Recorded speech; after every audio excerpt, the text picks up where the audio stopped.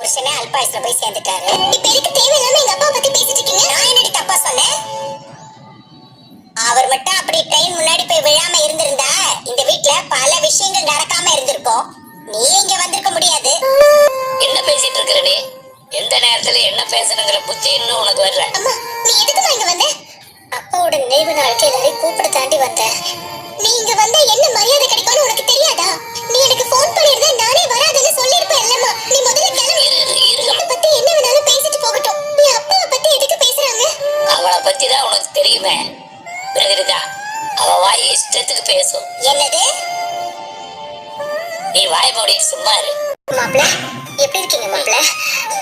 மாப்ள, பத்தி எங்க வீட்டுக்கு வந்து காட்டிடாதீங்க.